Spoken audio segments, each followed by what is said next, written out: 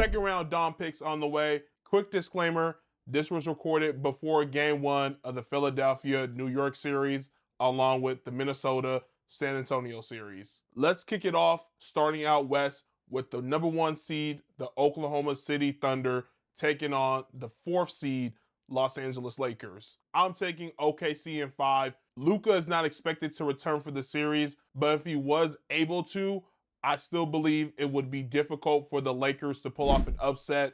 OKC is playing tremendous on both sides of the ball. Because the Lakers have Bron and AR playing in this series, I'm going to give them the benefit of the doubt and predict that they're going to at least take one game from OKC. Now, what can make this series closer is if the Lakers can protect the basketball. In 4 out of the 6 games against Houston, they turned the ball over 15 plus times.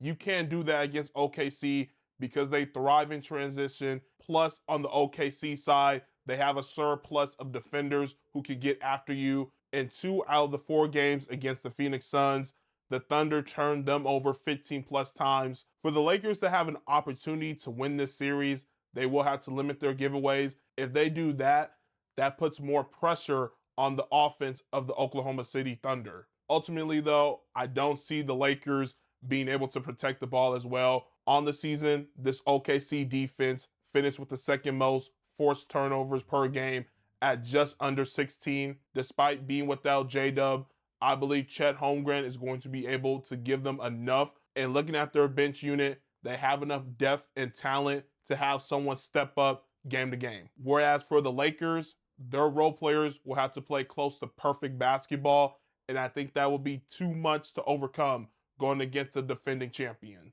And to wrap it up on the Western Conference side of the bracket, we have the number 2 seed San Antonio Spurs taking on the number 6 seed Minnesota Timberwolves. It appears Anthony Edwards is going to be available to start off the series. My biggest concern is regarding how effective he's going to be, especially on the offensive end. They'll need him to continue to knock down shots around the perimeter. I still want to see Jaden McDaniels be more aggressive and featured in this offense. On the defensive side, we know he's going to be instrumental in them winning this series. But offensively, he raises this Wolves team to the next level, and that will be something to monitor throughout the course of this series. On the Spurs side, I need to see Keldon Johnson emerge in this series. His ability to score at all 3 levels is going to be instrumental for the Spurs offense. You saw during the course of the Portland series, there were times where that offense struggled to put up points and that allowed the Blazers to go on runs. In this series against the Minnesota Timberwolves offense, they can't afford for Johnson to fall short. He averaged 6 points per game in the first round.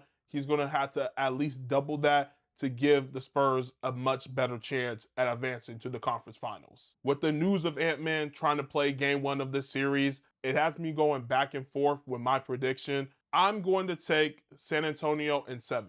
I believe this is going to be a back and forth series, and that's mainly because Minnesota always raises their level of play as a team when it comes to the postseason. What has me worried about the Spurs winning this series is their youth and inexperience. Against this Minnesota team, they're battle tested. Minnesota has yet to get over the hump, but if they keep these games close, I like their chances of closing out games compared to this young Spurs team. What gives the Spurs the edge in this series, however, is 1, their interior defense led by Wemby. I think it's going to be difficult for this Minnesota team to finish around the rim. If they're not able to make shots from the perimeter and force Wembanyama to come out and defend, they will be susceptible to stretches where their offense struggles to put up points. And second, they have a 3-headed monster at the guard position, Stephon Castle, De'Aaron Fox, and Dylan Harper. In a 7-game series, one of those guys could help you steal a game, which would be crucial for the San Antonio Spurs getting back to the conference finals.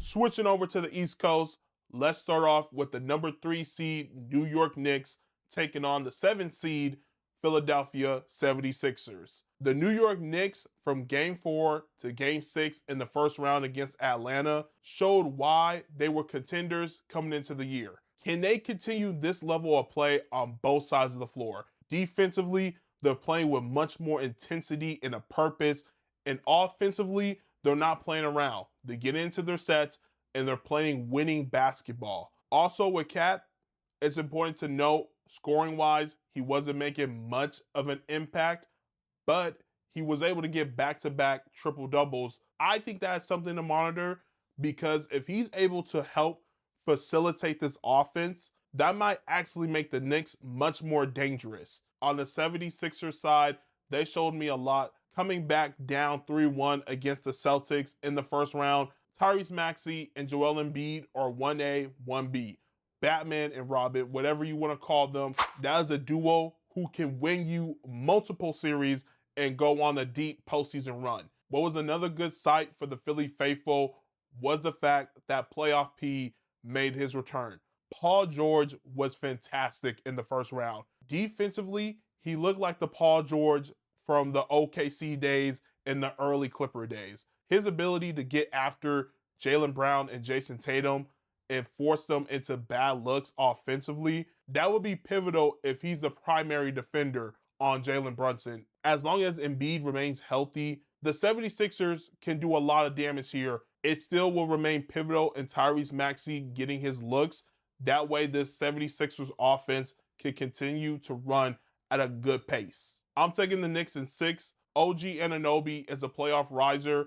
We saw that in the first round, and arguably so, he might be the second most important player on this Knicks team. And on the 76ers side, in Game 7, they had a grand total of 3 bench points, all coming from Quentin Grimes, who, by the way, will be an X factor in this series. But as it currently stands, I believe more so in the Knicks' depth than the 76ers' depth. I will say this, however. The 76ers have played the New York Knicks tight. That gives me a bit of hesitancy in picking the Knicks. However, with the golden opportunity to reach the NBA Finals, I believe the Knicks will handle business starting here in the second round, led by their best players in Jalen Brunson and Cat. And to wrap up Dom picks, we got the number 1 seed out east, the Detroit Pistons, taking on the 4th seed, Cleveland Cavaliers. Coming into this series, both of these squads have glaring weaknesses. In the case of the Detroit Pistons, their lack of shot making and lack of spacing can be problematic. The lack of spacing is primarily due to the lack of shooting around Cade Cunningham. That's why Cade averaged 6 turnovers in that first round series. And it's going to be instrumental for guys to knock down shots. We talked about that ad nauseum when it comes to the Detroit Pistons.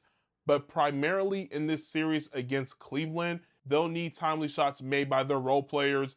You have to be able to keep up with this Cavs offense. Also, it allows Cade Cunningham to get into his offense and create for others as well. And on the Cleveland side, their glaring weakness, I'm not sure if this is the right way to put it, but it's their lack of mental toughness and that inability to have that killer's instinct. Coming into the playoffs, we expected the Cavs to handle their business against the Raptors. Now, to give credit to Toronto, they're a young, scrappy team.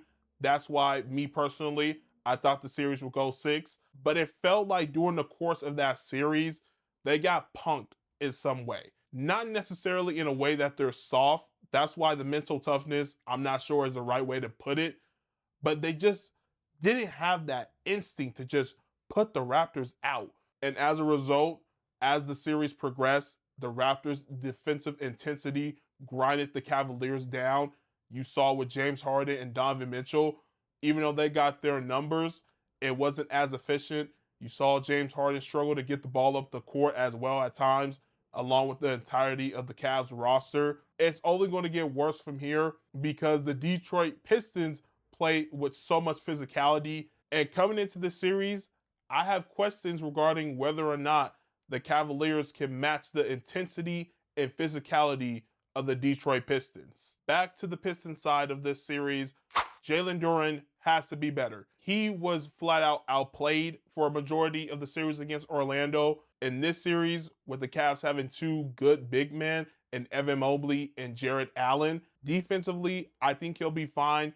It's offensively where you need to get more production out of Jalen Duren. If he can be a lob threat for Cade coming off of the pick and roll, which due to that lack of spacing and lack of three-point shooting, wasn't able to be exploited enough for that Pistons offense. If Durant can find other ways of being productive on the offensive end, that would be the Detroit Pistons counter to the size of the Cleveland Cavaliers. Before I get to my prediction for this series, I have one more question for the Cleveland Cavaliers. Are they legit contenders? When you trade for James Harden and get other surrounding pieces, that was a signal that they put all their chips on the table. They cannot afford to have another second round exit. They need their two best players, James Harden and Donovan Mitchell, to set the tone from the jump. And I'm not going to let Evan Mobley off of the hook neither. Mobley has the potential to be special, not only on the defensive side, but on the offensive side as well.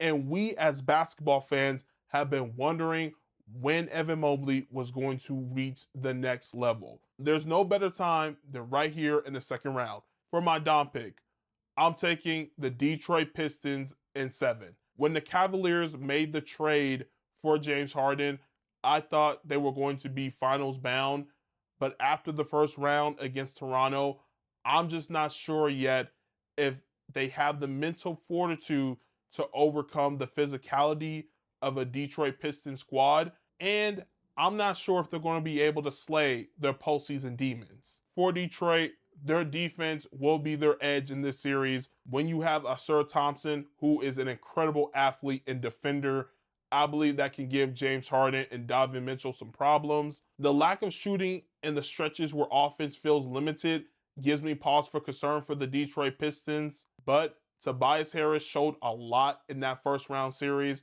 I think he'll be able to contribute throughout the course of a 7-game series. And if Duncan Robinson can have a much better series, the Detroit Pistons will find themselves back in the Eastern Conference Finals. That's going to do it for me. Comment down below your predictions for the second round. Hit that subscribe button, and I'll see you all in the next one.